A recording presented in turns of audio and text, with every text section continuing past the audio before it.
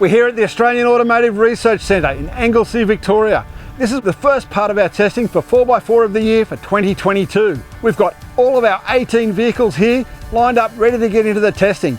But first let me explain, we've got 3 groups of cars this year, something a bit different from what we've done before.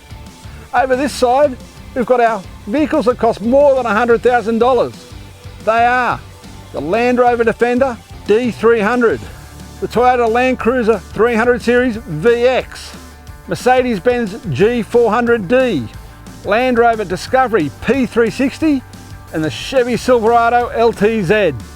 Now, you got over 100 grand, we have the cars that are under $100,000. Ford Everest, Nissan Patrol, Toyota Prado, SSANGYONG Rexton, ISUZU MUX, Mitsubishi Pajero Sport. And then, because 1-ton utes are such a big part of the market these days, they get their own category altogether. Volkswagen AMAROK W580, Ford Ranger Raptor, Nissan Navara Pro 4X Warrior, Jeep Gladiator Rubicon, Toyota HILUX SR5, ISUZU D-Max LSU, and Ford Ranger XLT 2-litre. It's a pretty strong field of cars. We're happy to break them up into 3 different classes because it gives us a much better way to judge them all. Here at this facility, we've got roads that you'll find all over Australia. The gravel road out here, it's like anything you find in the outback. It's got corrugations, off-camber corners, loose gravel, little bull dust patches, ways to test vehicles in all manner of ways. That leads us into a mountain road, sealed, twisty, up and downhill, like you find anywhere when you're touring around Australia, on the coast, anywhere you're going. Over the back here, we've got some steep hill climbs, specifically designed to test 4-wheel drive cars and trucks. They're all separate gradients with different ruts and holes in them. We're going to be using the 40-degree one and the 30-degree one. They've got some pretty nasty holes in them, should really put these cars to the test. So look, let's get the judges into the cars, out on the tracks, and get this thing rolling. Of course, testing for a 4-wheel drive magazine, we're not going to test them off-road. And the Land Rover Discovery, the P360, it's a pretty good off-roader, even though it's a luxury 4-wheel drive. That height adjustable suspension is good at higher speed tracks out on the open road. And then when you get into the low range stuff here, it's got really deep low range gearing, so it works well here too. Let's see how Dino thought of it out on the open road. Oh, that's superb. Yeah, that's fantastic over the corrugations. Yeah, this is pretty rough gravel, and this is a really smooth ride. It's not a cheap vehicle by any stretch of the imagination. It's in the 100k plus class, but you get a lot of equipment for your money. And it's those things that make the vehicle work really well on the road, but still make it very capable off the road. Heaps of grunt, it works beautifully with the transmission, kicks down when you want it to, doesn't kick down if you don't want it to. Yeah, it's a very potent engine, it's a very refined engine as well, and it works well on this platform. But you need a chassis to back it up, and in the case of this one, it's got it all. It's great on the road, it's fantastic off the road, it's huge inside, it's well equipped. As far as luxury 4x4 wagons go, this thing's pretty good. This model 300 series Land Cruiser we're testing, it doesn't have factory diff locks. You've got to rely on traction control and good wheel travel.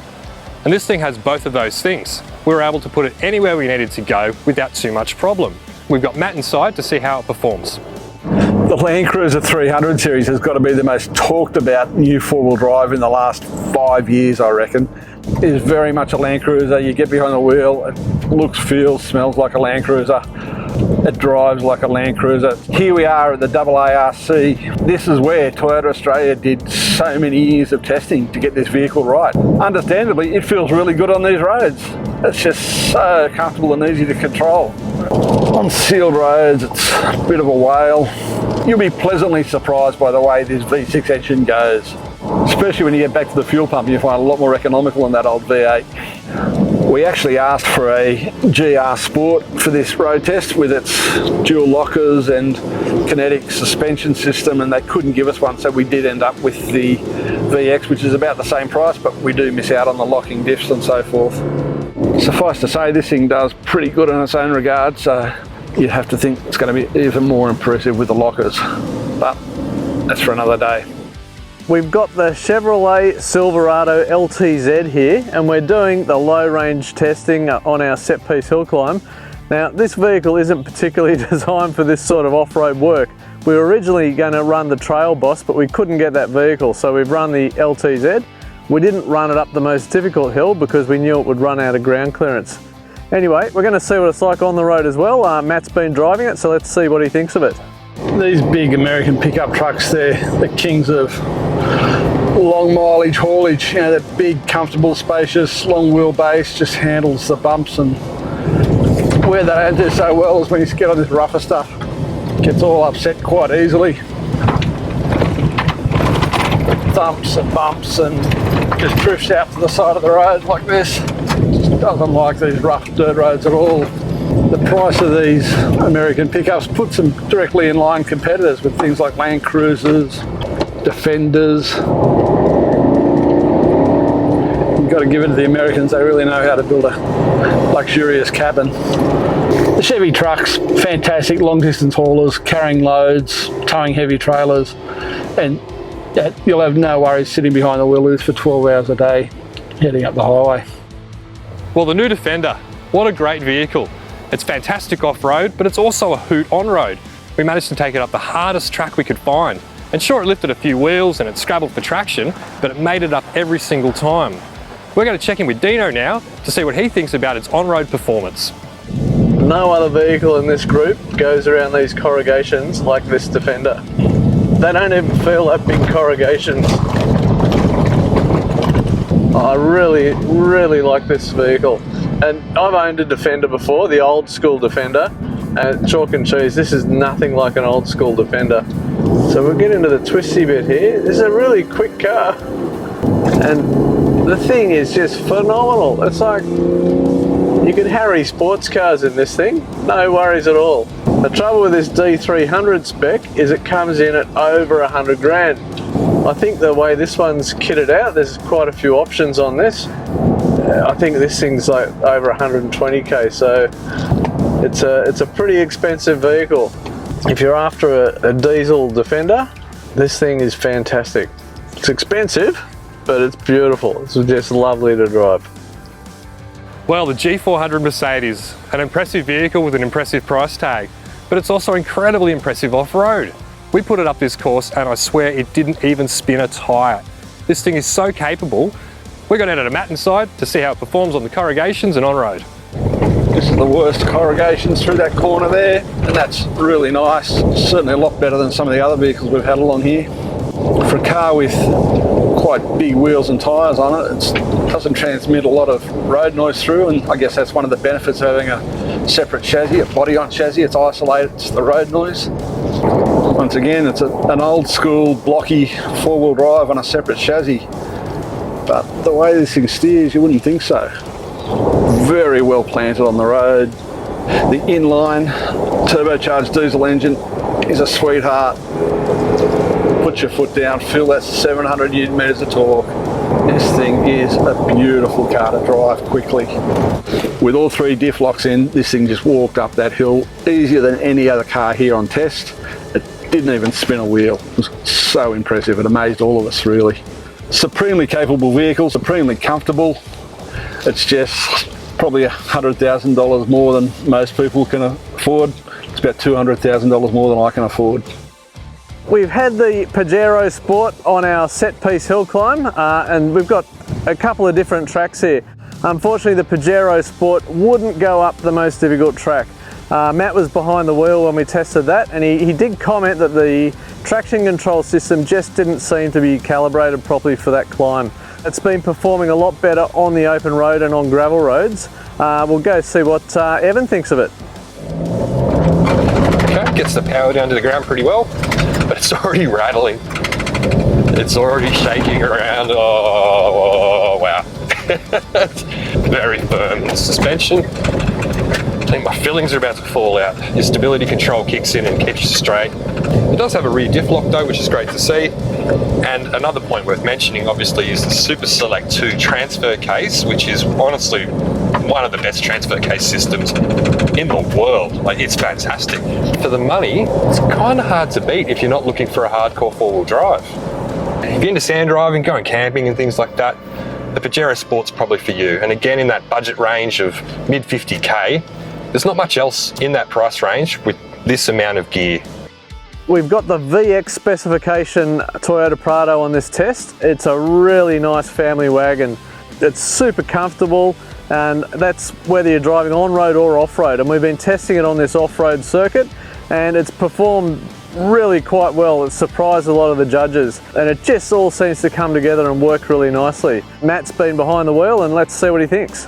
You sort of don't give it much hope at first, then you drive it and you think, wow, this car is still so good after all these years. At the same time, interior wise, it's got plenty of space, quiet, refined, easy to live with. You've got more power and torque from this 2.8 litre diesel engine. It was quite lifeless before they gave it those upgrades.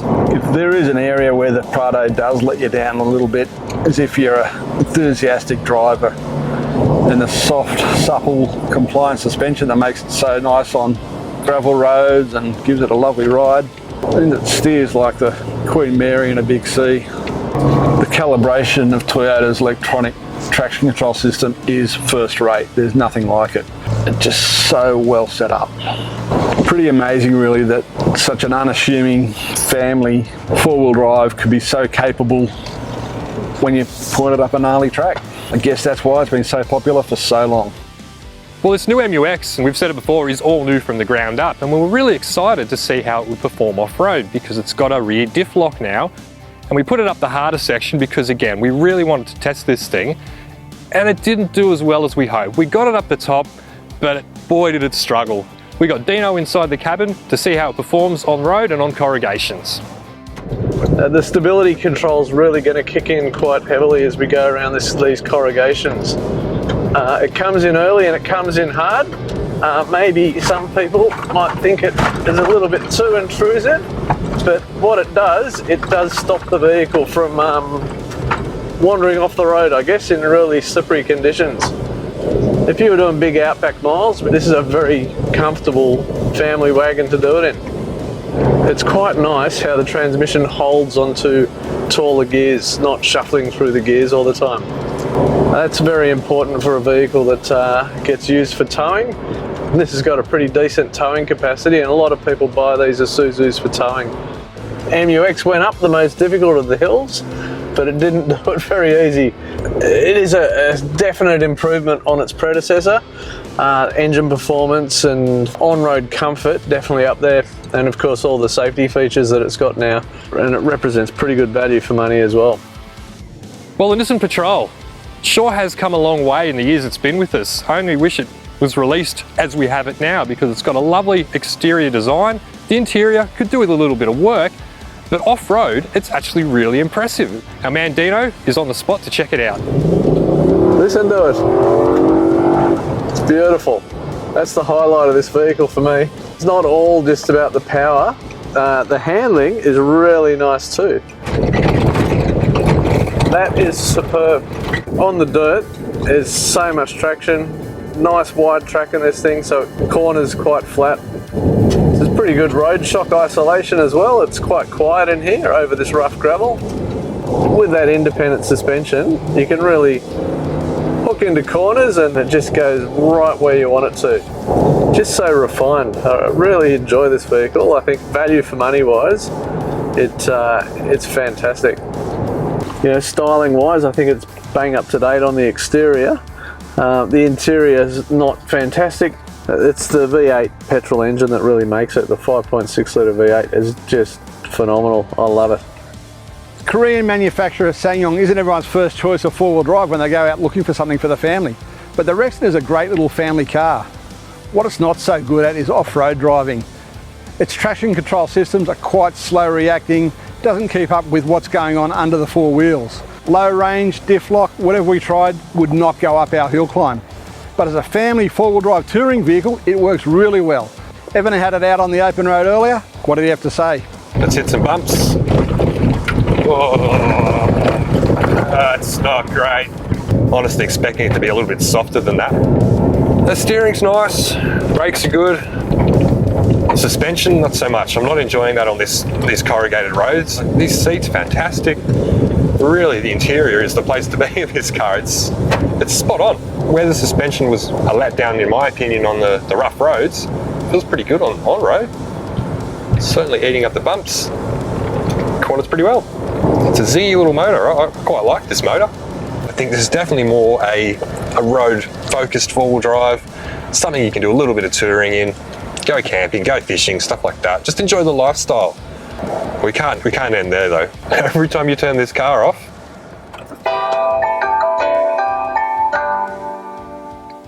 that just happened. Ford Everest Titanium, we expected big things of it on our set-piece hill climb, but it actually struggled a little bit with the big undulations, and that might have had a little bit to do with the wheelbase and also larger alloy wheels with lower profile rubber, so there's not as much rubber. Didn't do as well as its ute sibling, the Ford Ranger XLT. Evan's been behind the wheel of the Everest Titanium. Let's go see what he thinks of it. Gee, that is good. Little bit of oversteer there, stability control kicked in. I didn't even button off, I actually accelerated through those corrugations. This thing rides superbly. It's just not suitable for Aussie conditions, these 20-inch wheels in my opinion. There's just not enough rubber. Handling, steering, does the job. Really competent package if you're looking for a family wagon to go exploring. Okay, let's give it a squirt. Again, this engine's so willing. It seems like there's no lag, and I think that's the benefit of having a bi-turbo design. It's something I'd be happy to do big Ks in, day out. Now, we put it up the really tough track before, and look, it struggled to get up there, but I think that's coming down to the tyres being 20-inch wheels, and also probably not having a lockable centre diff. If you're looking for a four-wheel drive wagon, mid-size wagon, there's plenty of good things to talk about with the Everest. Is it good enough to win the top spot and take out four-wheel drive of the year? That's the question. Toyota's SR5 Hilux was the 4x4 of the year last time around, and something that really impressed us back then was the way that Toyota's traction control was so well calibrated. You're picking up the front wheel, it relies more on its electronic traction control than anything else. You put the rear diff lock in, loses the traction control on the front, and it won't get up a hill. Out on the open road, you don't need either of those features. The car just does everything right out there. Dino checked it out earlier, let's see what he had to say. And we've just gone over some of the roughest corrugations on our test track, and it's performed quite nicely through there. Ride quality's pretty good. You can hear there's a bit of booming, but compared to some of the other vehicles on test, it's actually not too bad at all. The steering feels quite nicely weighted, and you push it really hard, it sort of tends a bit towards understeer, but most Toyotas seem to do that. Ride quality is pretty nice as well over these rougher bits of blacktop, and engine performance is fantastic on the road. This Hilux, I think it's fantastic, and I think that this ute was definitely a deserved winner of last year's crown. It just seems to do everything right. And there's some stiff competition this year, so it'll be interesting to see how it all pans out by the end of the week. Ford's Ranger XLT is one of the few cars that keeps its electronic traction control active when you engage the rear differential lock. Now that's important. When you're in low range, you're climbing steep hills like this, you start picking up the front wheels or even the back wheel. You want that traction control working on all four wheels. That's why the Ranger XLT went really well going up these climbs today. Didn't put a foot wrong. Just like it does out on the open road, that T6 platform really shows how well the Aussie engineering works in Aussie conditions. Evan was out there driving it on the tracks. What did he have to say about it? Aussie conditions are tough. This Ranger was engineered in Australia, and you can tell, you can feel it. Let's go hit these hard corrugations. We'll show you what we mean. Man, that is good. Man, that is good. It looks like we're getting thrown around because it's pretty serious. You know, these pretty serious corrugations at this test facility. That didn't phase it. It didn't kick out. It didn't move around. It just did the job. Now, this is a great vehicle for work or play. Yeah, it's got just instant. It just feels buttery smooth. You can just steer it through these corners without even trying. Now, it's dirt road stuff. Massive tick. On road, massive tick. This is a bit of a package deal. It's good off-road, it rode the corrugations fantastically, and I think it's one of the best handling utes on road. Maybe, you know, it's up there with the AMAROK, it really is. They've got this dialed in. It might be an older model, but the Ford Ranger, it's looking like a winner. The Nissan Navara Warrior Pro 4X, it's been re-engineered slightly in Australia with different suspension and better underbody protection and a few other changes, and it's certainly performing pretty well. The electronic traction control doesn't work as well as you might think, but you know, the thing still performs reasonably well in these conditions. It's also pretty good on the higher speed stuff, and Matt's been driving it, so let's go and see what he thinks. The job that Prem Car have done on it is really transformed it. This car is so stable through a heavily corrugated bend like the one we just went through there. It steers nicely, it's sticking to the road really well, it's nice and controlled. So the suspension tune combined with the wheels and tyres is first rate. The engine and driveline package feels really well mated to the size and weight of the car. It's perfectly balanced. Now the Warrior wears Cooper all-terrain tyres, they're the AT3 pattern. The benefits of those tyres really come to the fore when you're off-road, where the tractability and the durability are what's important. So whether you're on-road or off, I still think Nissan and Prem Car have done a great job on this. They've kept the price at a more affordable cost than some other vehicles, namely the Ranger Raptor.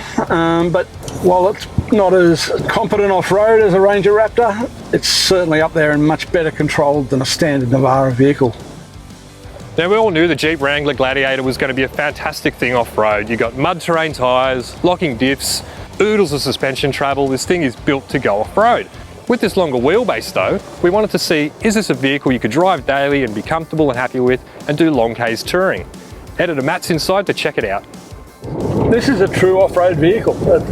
Sure, it makes lots of compromises in terms of its on-road performance, but you know, as soon as you get in it, you feel like you're in something that's going to go well off-road. Considering it's off-road chops, this thing's still fun to throw around on-road too. I do like the sound of that engine. Like all Jeep's Rubicon models, they are supreme off-roaders. It's probably one of the worst cars on-road, but you put up with it because you've got all that fantastic off-road ability. It's a small price to pay. The Volkswagen AMAROK we have on this test is the W580, and that's the one that's been modified by Walkinshaw Performance. It's powered by that awesome 3-litre V6 engine. It also works really well on the open road just because you got so much power. Evan's been driving it. Let's go see what he thinks of it. That is incredible. I know it won't seem savage on film and camera, but that's really good. It's good on-road too, as well as off-road, but it's probably not as good as the other vehicles in the pack in terms of outright off-road ability. Now it does have an 8-speed automatic gearbox, but no low range, and that's commonly known. Again, that motor and the gearbox, it's so quick. Brakes good, really good braking. Steering feel is nice and direct. Corners super flat. They really nailed the chassis and the suspension. But this is more of an all-rounder.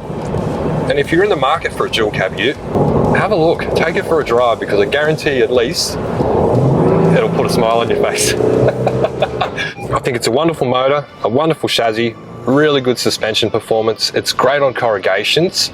It's really good on road as well. But in this field and what we're doing in four-wheel drive Australia, it's not the most capable ute in its class. Even though the Ranger Raptor is made for higher speed off-road driving, it excels on the low speed, low range stuff as well. Those Fox shock absorbers really allow the axle to travel, keeping those BFG tyres down in the groove on the ground where they can get the most traction. But really what we love about driving this car is out on the open roads, we can really get it up to speed. Dino had it out there earlier, let's see what he thought. These Fox shocks on this thing and a long travel suspension, beautiful. It might sound like it's coming through a bit loud on the video there, but take my word for it, the noise suppression in this vehicle over big road bumps and shocks like that is fantastic. It's got a much wider track than a standard Ranger, and so when you're hooking it into corners and stuff, it rides nice and flat. The suspension tune is one of the best. And that's the thing about this car, or this 4x4, it's a ute, sure, but you know, Ford's put a fair bit of play into it and taken some of the work out. It's got less payload than a standard Ranger. It's got less towing capacity. It's a fun vehicle. It's designed as a fun vehicle to drive. If you wanted a four-wheel drive vehicle that was a ute and just a plaything, you didn't have a big trailer to tow and you had the budget for it, I reckon this Ford Ranger Raptor is amazing. It's so much fun. You would not be disappointed in one of these vehicles. The D-Max is ISUZU's competitor in the ultra-popular mid-size four-wheel drive ute segment. It's a great vehicle with class-leading safety systems, good capacities all round, but it does lack a bit in its off-road ability.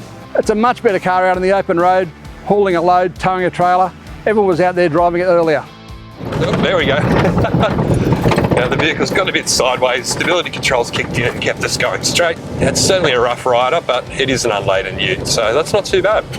I think this thing's getting closer and closer to the industry standard, which in my opinion is the HILUX.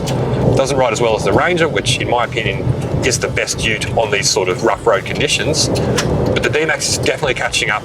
It's solid. I think that's the best way to describe it. It's nothing flashy, it's nothing mind-blowing. It's just something you can get in, turn the key and go. And it's going to go most places. Where it is let down, as we've found out, is its off-road traction control.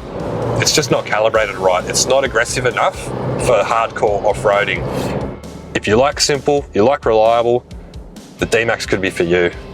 But in terms of this field, it's not there yet.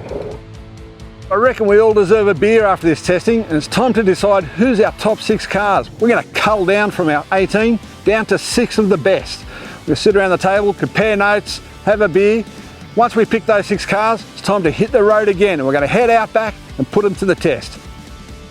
To see where our testing takes us, go back to 4x4australia.com.au and click on the links to follow the videos.